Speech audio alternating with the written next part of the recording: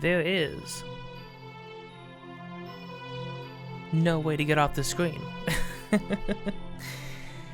Hi, just some closing thoughts, like I did with the first one, with Ocarina of Time.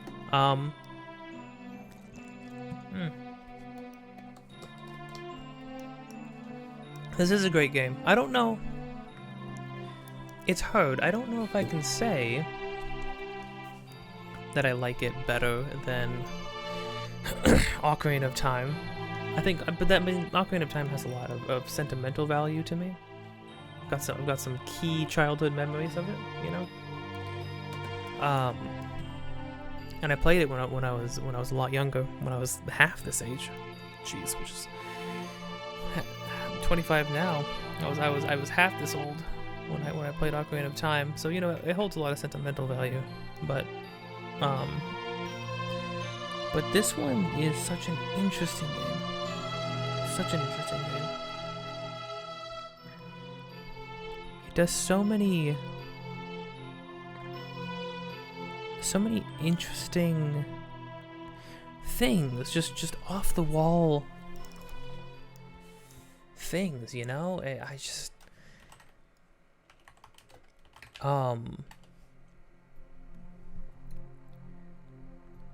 that ending though,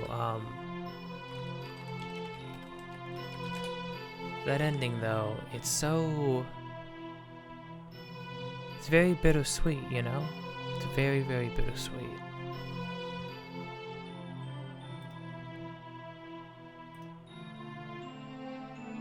Because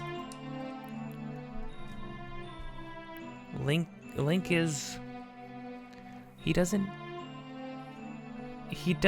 even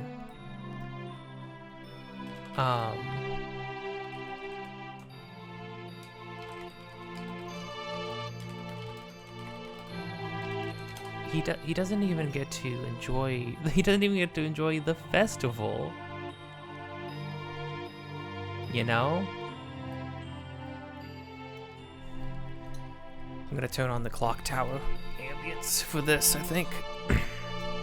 He doesn't even get to enjoy the festival. The festival that he worked so hard to make sure could happen. He tried so hard to get to that 4th day, you know? It's very tragic that he doesn't even... But that, I mean, not that he couldn't. It's not like he wasn't allowed to. Just that, like, the job was over. It's time to go, you know? Just like in the first game. Job's over. Time to go. Time to go back. And then what did he do right after? He got sent back in time. He left. And so he's doing that again. What happened? He saved everybody. Job's done. Gotta go. Gotta leave. It's like he can't sit still. He can't be in a place anymore. He can't just, you know, it really does feel like watching a soldier coming back from a war, from a great fight, and just not being able to just be returned to society again, you know? He's like, I gotta keep going, I gotta keep moving, I gotta keep searching, you know, for something. I don't even know if He says it's Navi, but I don't even know if truly that would be what he's looking for at this point. If that would make him stop his searching, stop his traveling, you know.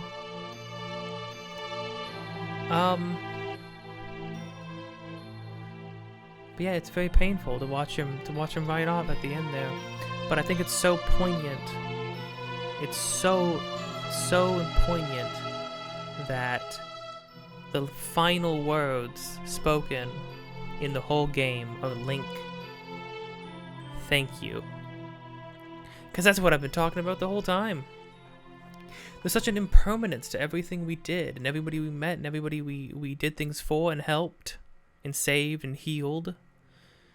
There's such an impermanence to all of that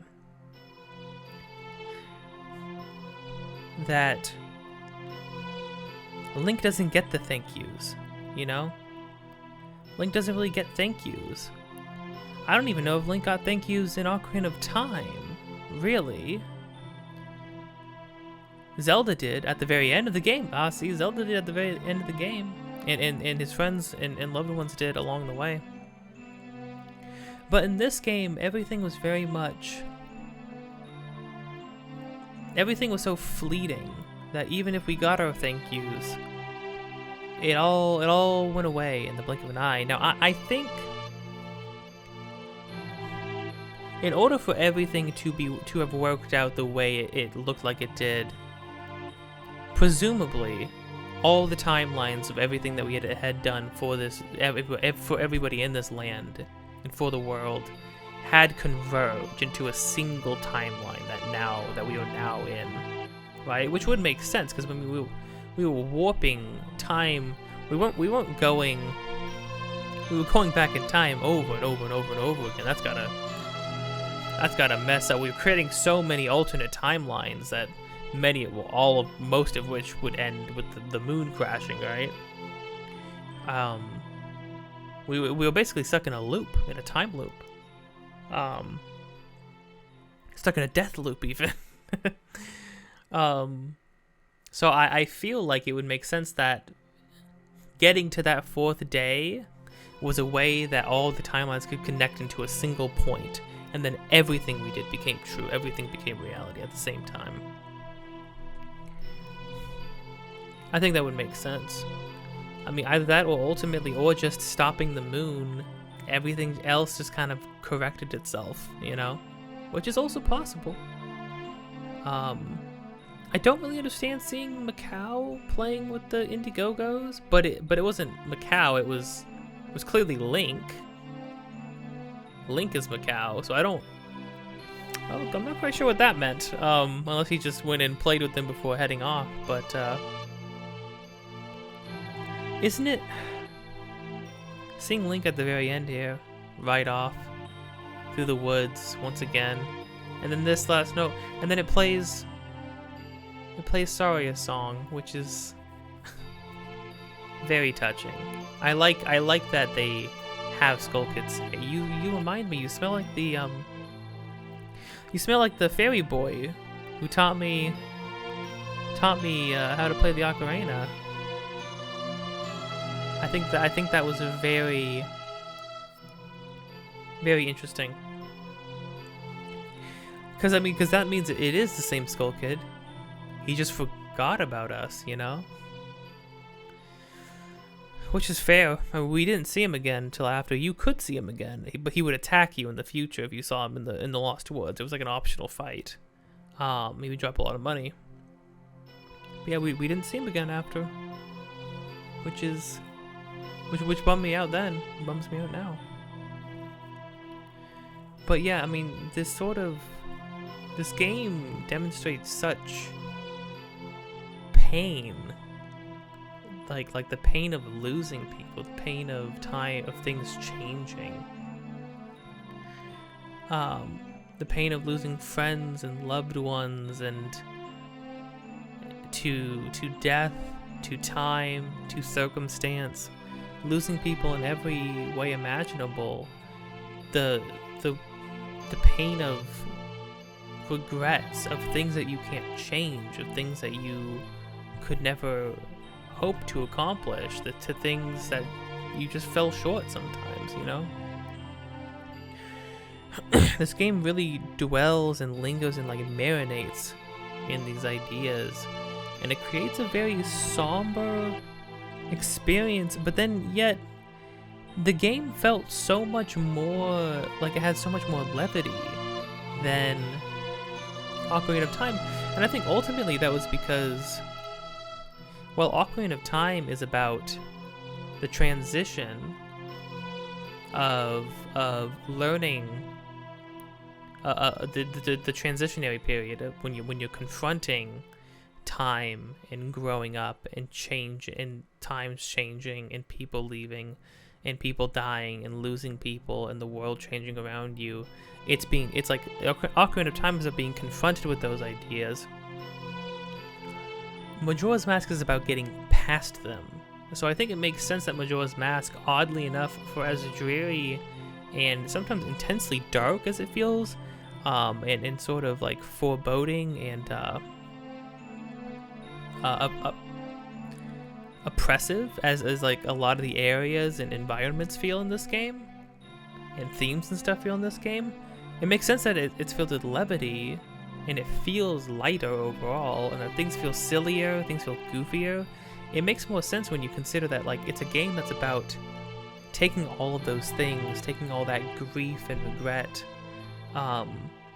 and carrying it with you and moving on, moving past it, turning it into something good, something better, learning how to be productive through it, you know? And to keep a smile on the other side, you know?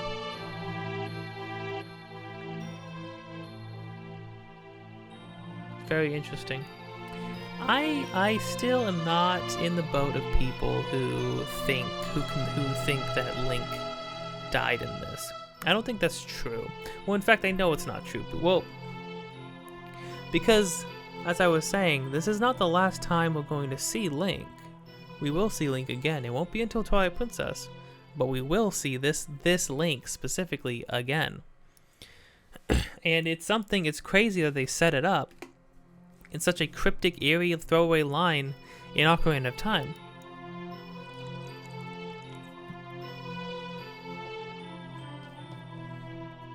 That a nameless Kokiri, who actually has a name, the blonde one is named Fado, a random Kokiri girl tells you in the Lost Woods, which is everybody who enters the Lost Woods who isn't a Kokiri becomes a Stalfos. Everybody Stalfos. Does that mean you will ... And then she laughs and giggles.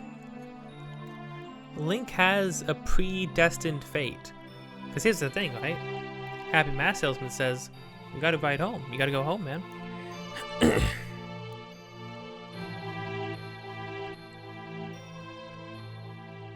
And so maybe he does. Maybe he does go home.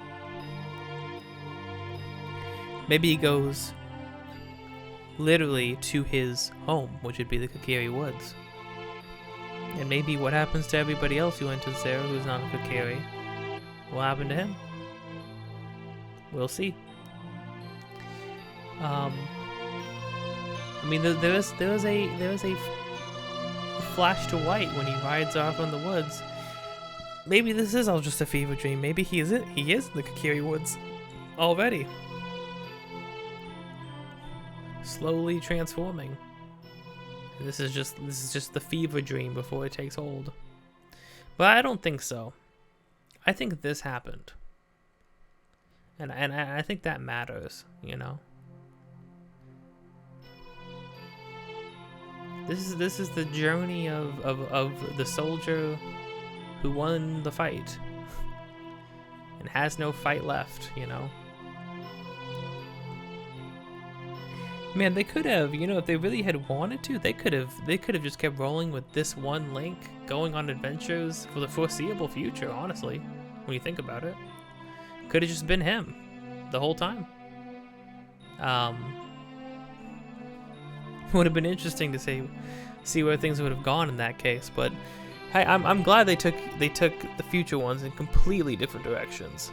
I am super excited for Tears of the Kingdom. I want it to get weird, I want it to get dark, I want it to get wacky. I want it to be I want it to be to Breath of the Wild what this game is to Ocarina of Time. A complete... I want them to throw in crazy mechanics. I want them to throw in super ambitious things. I want them to be incredibly ambitious with their design choices. I want it to get crazy. I'm super excited for it. I'm super excited to see what the enemy is. I hope they don't shaft Zelda and just have her be... I hope they don't immediately make her the damsel in distress again. If you do it eventually, fine. Okay, I get it. I understand.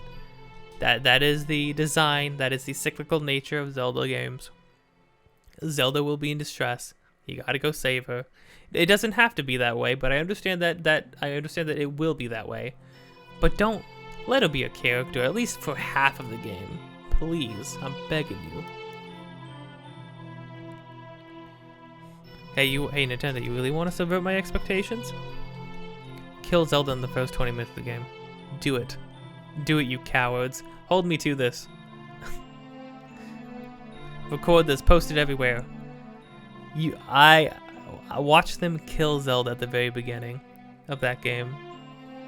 Now that would be a dark game. What the vibes would be in shambles for the rest of that game if they did that. You know, I keep thinking sometimes about the fact that, you know, I'm excited to get to Wind Waker. I'm really excited to get to Twilight Princess. But after that, we still got Skyward Sword, which I've only ever played once. I played it the least. Well, now I've played it as many times as I've played Majora's Mask, right? But I played it the least out of all the other ones. But then I think to myself, I remember that at the end of all of this is Breath of the Wild, which is a massive game, and I will be doing at least all the shrines, at least. Not getting all the Kokiri seeds. I'm not doing that. The Korok seeds, sorry. And you can't make me. You just can't make me. But then also, all of that, and then by the time we get to the Breath of the Wild, by the time we finish Breath of the Wild, hopefully finish with Breath of the Wild at this point, Tears of the Kingdom will be out, and that's a whole other Zelda game, and that will be brand new, and I will probably not 100% that one, because 100%ing a game blind, especially depending on how it's designed, sounds difficult. I'm just going to play that game how I feel I should, and roll with it like that. It's crazy to think that at the end of this journey that I'm taking, there will be a brand new Zelda game. Never touched before. Eating good, eating good. They haven't announced a new Mario game though. In a long time. I could really use a new Mario game. I honestly thought that they were going to announce one after they made the Bowser's Fury add-on for Super Mario 3D World Deluxe. I really did think they because that felt like a test run of like a new way to do it, where it's like huge open map you get to traverse to different areas too. Honestly, I mean, my big hope was two things, right? That the way they designed that implies that they want to do a Mario game with one large area where you can go to all the mini levels within it. Just you can walk them, you can see it, you can go there. And also because it's Baby Bowser with the paintbrush from Super Mario Sunshine, and it has to do with black goop and paint and things like that. I'm hoping, my thought was like, maybe we're going back to Delfino Island. Maybe we're doing Super Mario Sunshine 2. We're going back to Delfino Island, Isle Delfino, and you will be able to go. You will be able to not only see other areas from areas that you're currently inhabiting.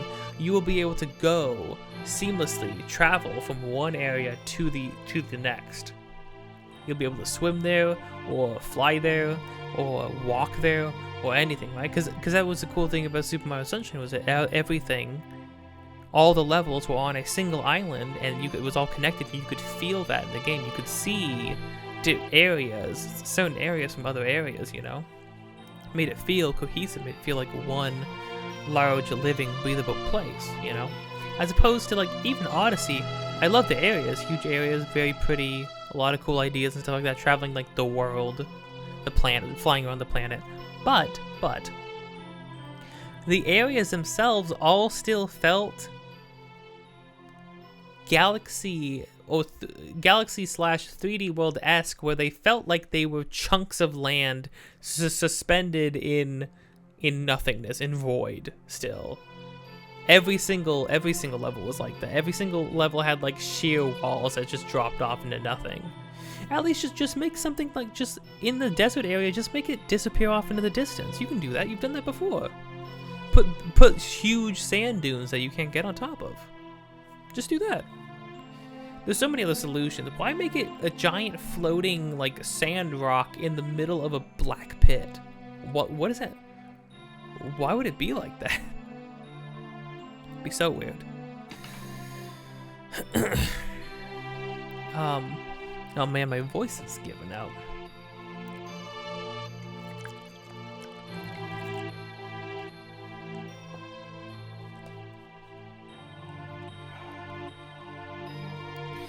I think I need to take the hint. Might be time to step out, have some victory ice cream, you know? Cool off my throat a little bit. Give it a rest. Oh man, what an amazing game. So thematically cohesive too. Like pretty thematically cohesive. I will say, it is definitely like, sometimes it does feel like it's a game that was put together with like, it's being held together with like sticks and glue, you know, and duct tape, of just like, as far as like all these random mechanics that do random things that you only use like one time. All the time shenanigans, having to sprint around, you're running around, scrambling around, trying to make sure you do everything at the right time, you're not missing anything.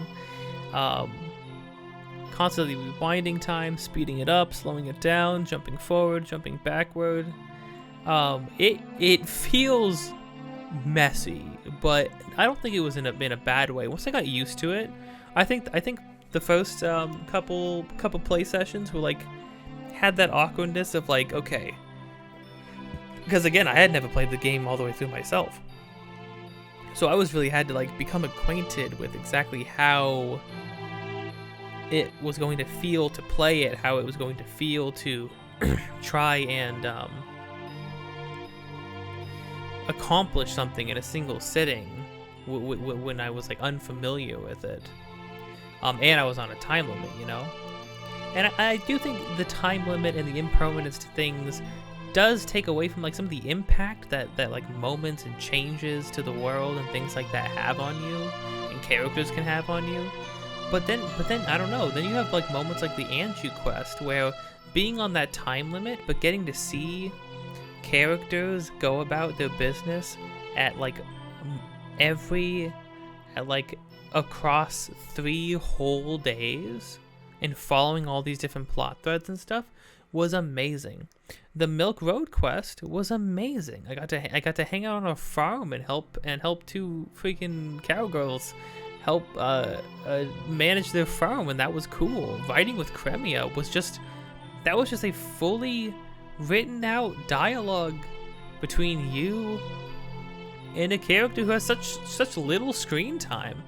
But the fact that characters know each other and they talk to each other, and like the Indiegogo's manager knows Gorman, who knows Lady Aroma, who's the mother of freaking Cafe, who's getting married to Anju, who's best friends with Cremia, who delivers milk to Gorman's bar. And Gorman has 2 brothers who steal the milk from Cremia. It's crazy. All the interconnected relationships and stuff. And then the Indiegogo Gorman links to the band manager, who links back to the Indiegogos, who link back to everybody in Zora Cape, links back to Macau. It's such a tightly woven together, story, or game, with all these characters, all these moving parts, all going about this business at the same time. The fact that you could talk to somebody every single day, and like they could give you different dialogue, different interactions, stuff like a different vibe to how they are. It's crazy. Very impressive. A very impressive game. And for an N64 game? Oof. Crazy. Crazy ambitious. So incredibly ambitious.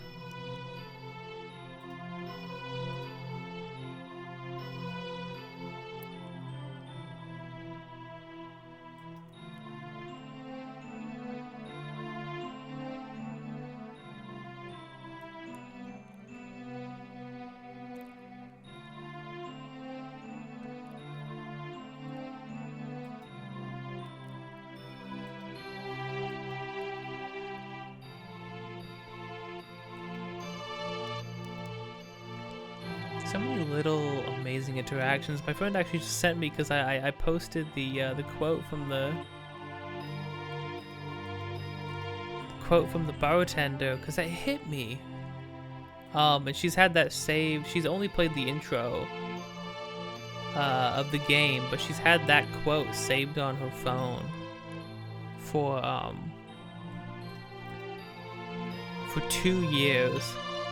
As you can see, all of our customers have taken refuge. It may be my undoing, but I'm the sort of fellow who will stay at his business through thick and thin. I continue standing here at the counter, hoping one of my favorite customers will appear. I wasn't wrong. See? You stopped in. Ugh. That is perfect. That is amazing writing. For a character that we interact with so briefly, but honestly has a lot of characterization in the couple moments that you do talk to him. He is an understandable character. He makes sense. What a touching line. Like, I wasn't wrong, see? You stopped in.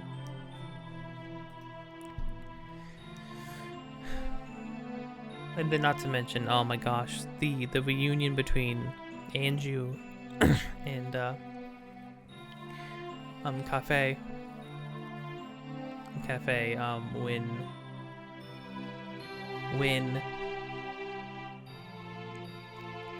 when he says, "Sorry I'm late," and she just says, "Welcome home." That was a lot. That was a lot. This can't be right now. Okay.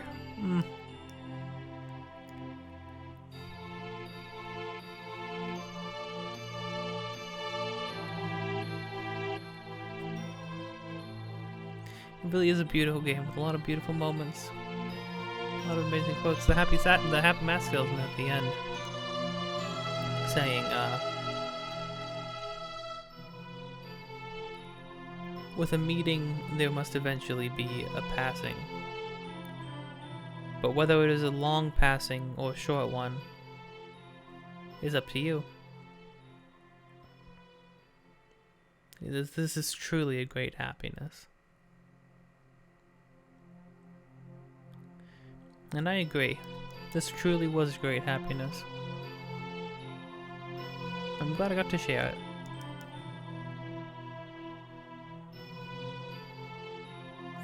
If you like this, you know the drill.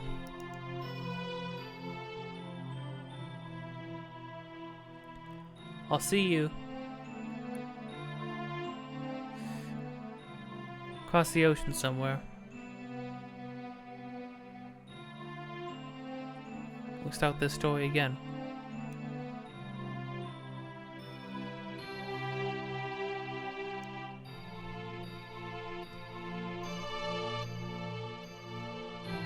Don't forget to be kind.